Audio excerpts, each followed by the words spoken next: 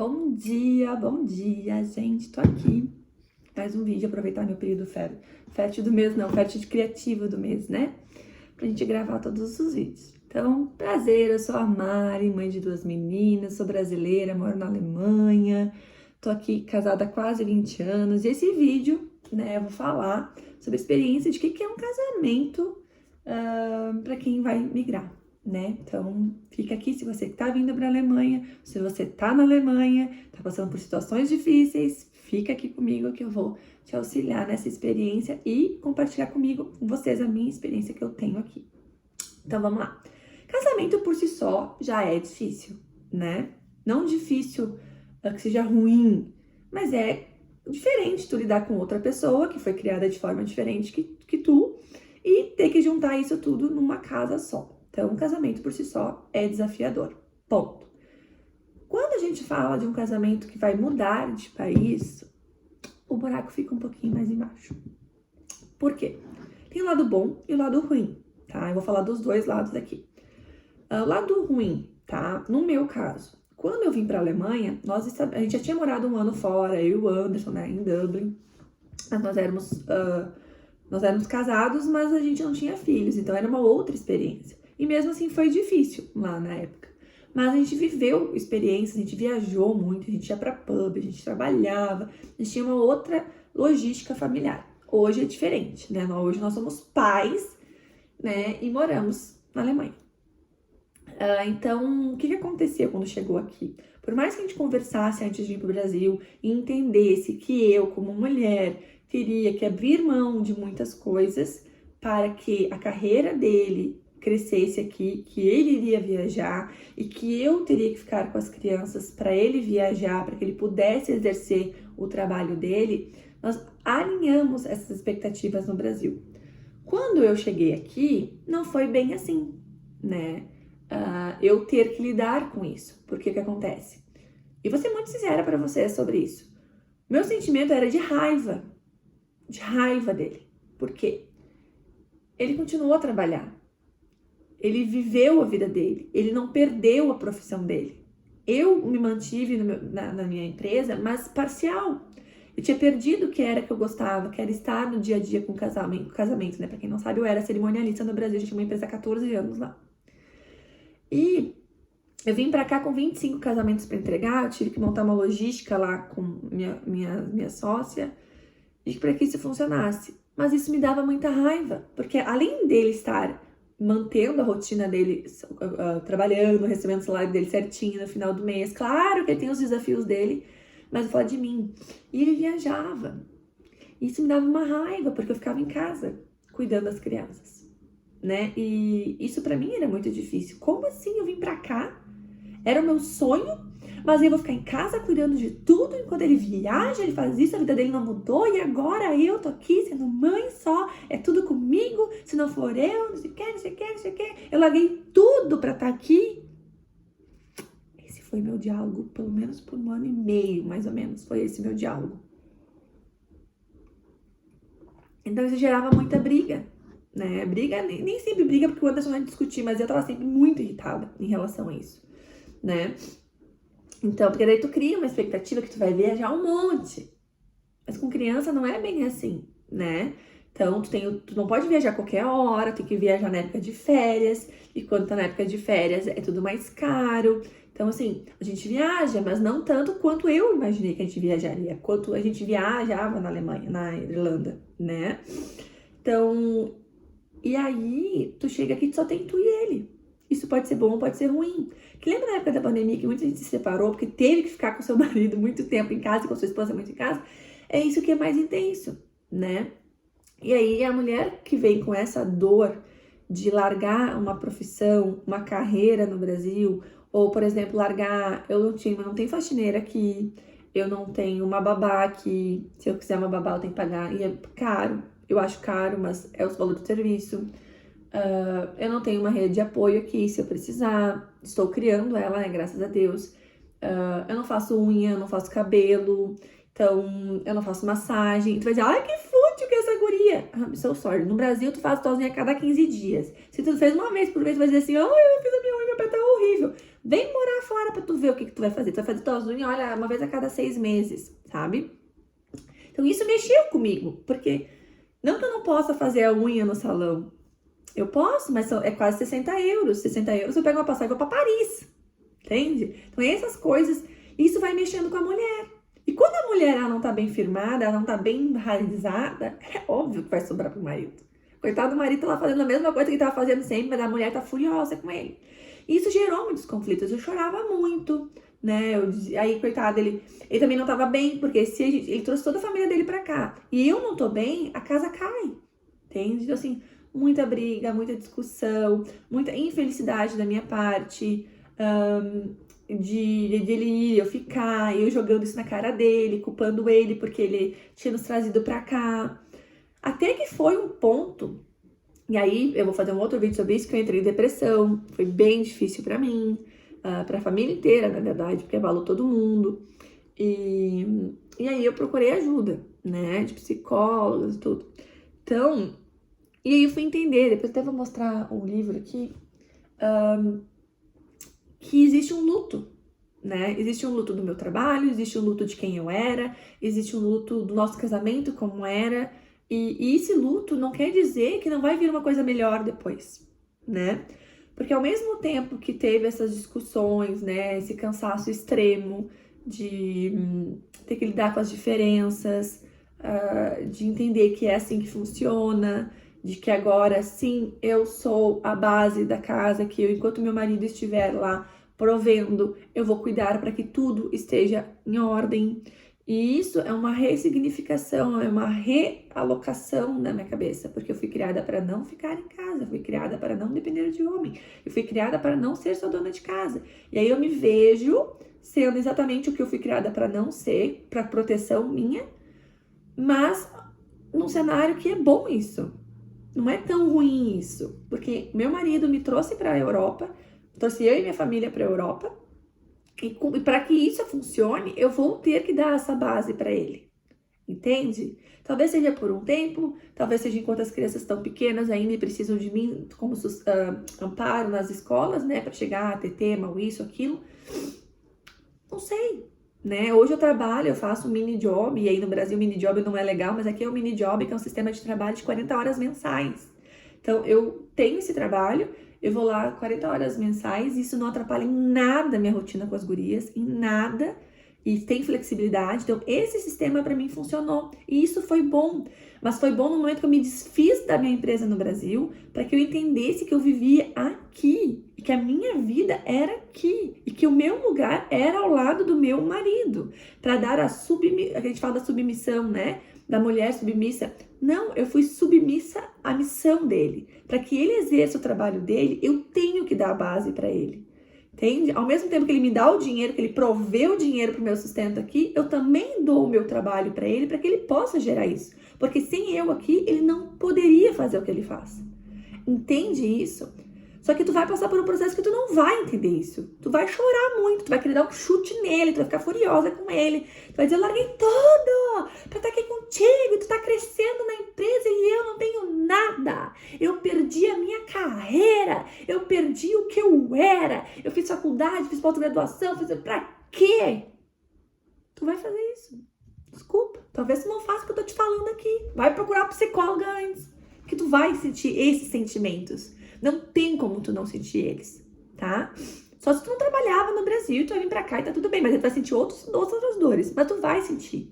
Elas são reais, elas são válidas, tem que validar isso porque é um luto que tu tem. Só que o coitado do marido não tem que apanhar por isso, entendeu? Coisas boas que aconteceram aqui na Alemanha depois que a gente veio pra cá como casal. Mais conexão, porque querendo ou não, a gente só tem um outro. Fortaleceu mais. As brigas ficaram... Temos brigas, mas elas ficaram menores, porque não tem mais outra... Elas duraram menos tempo, aquele beijo, sabe? Ah, ficar bravinha por 3, 4 dias, não dá, minha amiga. Só tem ele aqui. Se tu ficar abençoada por 3, 4 dias, tu vai surtar. Então, isso melhorou. A nossa conexão como casal. Os nossos valores como casal mudou também, né? Claro que a gente passa por uma reestruturação aqui. A gente tá passando, porque, por exemplo, quando a gente não tem rede de apoio...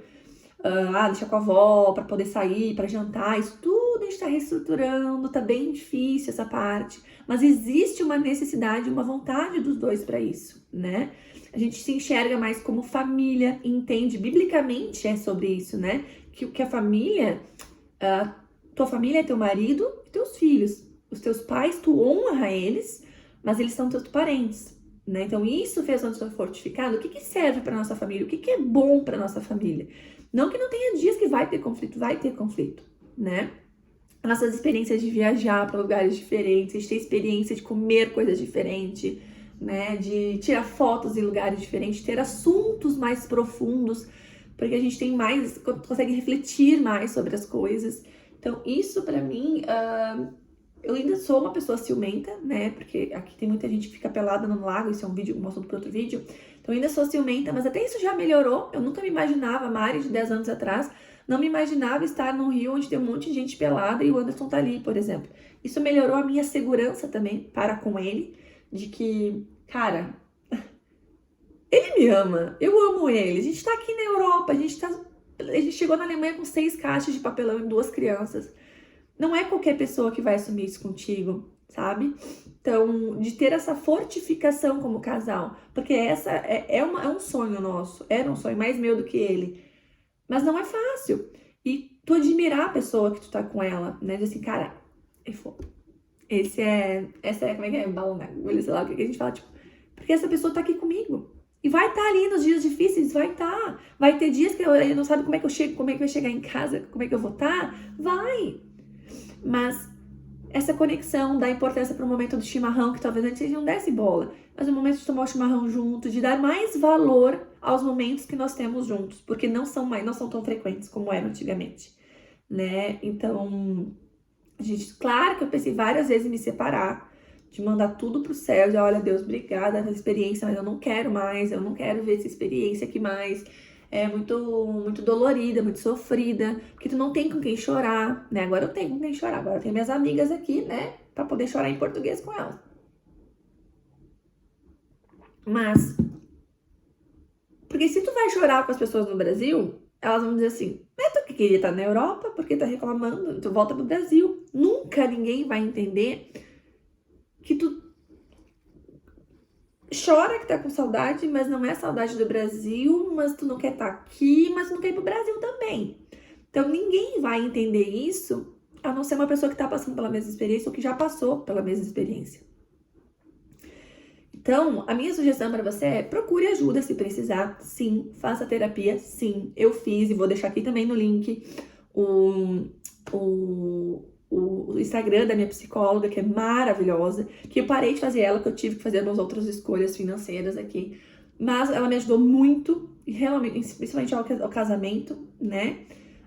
Vou te mandar o livro, mas esse livro é um livro de estudo, não é um livro que tu vai ler, assim, é um livro que eu estudo em cima dele, porque eu ajudo numa ONG que acolhe mulheres em sofrimento na Alemanha, e essa dor, esse luto do trabalho, do casamento, é um sofrimento, então a gente tem casos lá também. Então eu vou deixar aqui também no link para você, se você tá chegando na Alemanha, se tá na Alemanha e precisa disso, entre em contato lá, a ONG é de graça, é uma experiência maravilhosa, é Ombro Amigo o nome dela. Mas assim, hoje eu não tô de TPM, então hoje eu vou dizer, eu amo meu marido. Eu amo a história que a gente monta.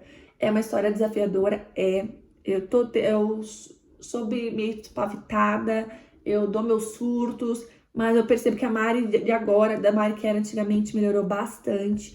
E eu acho que essa experiência, essa fortificação, não ter pra onde correr, ajudou bastante. Porque se tu tem pra onde correr, às vezes, por exemplo, tem um problema em casa. Aí tu vai lá pra casa da tua sogra, tipo, aí aquele problema não é comentado mais. A gente finge que tá tudo bem pra não ter que mexer nesse assunto. Quando tu tá numa vivência imigrante, assim, tu não tem como ficar fingindo que não tem problema nenhum. Tu tem que mexer. E vai doer. Aquela ferida pra se curar, tu tem que dar uma cavocada, aquele pus, aquela inflamação, ela tem que sair pra ser curada, não é? As DRs são meio que isso, só que os homens não gostam disso, mas a gente precisa, né? E eu sempre trago, eu vou terminar o vídeo agora, porque vai ficar muito longo. Eu sempre trago um exemplo. Meu marido não gosta de fazer DR, né? Obviamente. Eu sempre trago pra ele um exemplo. A empresa. Quando tu tem uma empresa, seja tu dono ou gerente, é feito pelo menos uma vez por mês ou a cada bimestre uma reunião de alinhamento. né? Porque a gente tá nessa empresa para que essa empresa tenha lucro. E se não tá dando lucro, alguma coisa a gente tem que reajustar. É feita reunião, é feito alinhamento, é feito feedback, métricas, avaliação de métricas e tal. Melhoria contínua. Por que no casamento a gente não faz isso? Por que é tão dolorido fazer isso no casamento? Se a gente quer que essa empresa dê lucro, se a gente quer que esse casamento se mantenha, se a gente quer que esse casamento dê fruto, a gente tem que alinhar. O detalhe é a gente saber como alinhar isso, como lidar com as emoções para falar na hora certa sobre isso. E eu tô estudando muito sobre isso, né? Tanto biblicamente, eu tenho, né, feito meus devocionais, eu estudo, assisto live, eu leio muito livro sobre isso, sobre casamento e maternidade, que são meus desafios, né? Mas é botar na prática, é alinhar, é conversar, porque se tu quer que alguma coisa continue, tu tem que ajustar algumas coisas. E não só engolir, porque isso não vai fazer bem nem pra ti e nem pro casamento. Mas de que forma expor isso, sabe? Eu acho que isso me deu quando eu vim pra Alemanha. Então, se você já tem isso no Brasil, melhor, vai ser mais fácil o processo aqui. Agora, se você não tem, se às vezes você empurrava com a barriga as coisas para não ter conflito, aí aqui não vai ter, minha amiga. Aqui tu vai ter que expor algumas coisas, que senão o negócio fica insustentável, tá? Eu acho que é isso, acho que me perdi um pouco no final agora aqui, mas é isso. É isso que eu falo da empresa, né, que dá lucro. E o que a gente tem que se esforçar. Isso é uma coisa que a gente tá trabalhando. De se esforçar para criar momentos juntos. Porque, por exemplo, se alguém me pede uma ajuda 11 horas da noite, dependendo da pessoa, eu vou. Se eu tiver que ficar para atender um cliente à meia-noite, eu vou. O Anderson também. Se é uma reunião, no horário, no fuso horário diferente, ele tem que ficar, ele fica. Por que pra gente assistir uma série às 10h30 da noite a gente não fica? A gente tá cansado. Por que pra gente almoçar junto, meio-dia, tudo é prioridade, menos a gente? Por que o casamento pode se deixar para depois e o resto não? Quando, na verdade, o que vai sobrar daqui a um tempo é só o casamento. O trabalho tu vai te aposentar, os filhos vão crescer, e o que vai ficar? O casamento. E o que tu vai colher do que tu plantou ao longo desse casamento? E isso é uma reflexão que eu faço diariamente. Não vou dizer pra vocês que meu casamento é perfeito, não, mas eu me sinto muito feliz, muito realizada que hoje, na época que isso existe, eu tenho um casamento que vai fazer 19 anos. E eu falo casamento porque a gente vai morar 3 meses junto. Já com 3 meses de relacionamento a gente vai morar junto. Então eu me considero casada já há praticamente 19 anos. Isso hoje, pra geração de agora, não é uma coisa tão normal de se ver. E a gente ainda diz, eu te amo. Passamos por vários sufocos. Quem nunca passou, né? Casamento é desafiador. Mas a gente consegue dizer eu te amo pro outro ainda. A gente brinca, a gente ri. Quando eu não estou de TPM, eu gosto da presença dele, né? Eu brinco porque realmente a TPM é um desafio também. Mas hoje é quinta-feira e eu perguntei pra ele, e aí, vai chegar pra gente tomar chimarrão junto hoje? Então eu gosto de ter esses momentos com ele. E eu acho que isso, a migração te traz, né? De tu valorizar pequenos momentos que talvez tu não daria bola pra eles antigamente, né? Tá bom? Vou deixar vocês aqui, que já tá bastante tempo. Eu vou lá cuidar da minha casa, cuidar do meu lar. Beijo pra vocês. Se gostou do vídeo, não gostou do vídeo, comenta aqui. Se tu tem uma experiência, alguma pergunta, alguma dúvida, se eu puder te ajudar, né? Eu te aviso, tá bem? Eu vou só parar o vídeo que eu vou pegar o livro pra mostrar pra vocês aqui, só um pouquinho.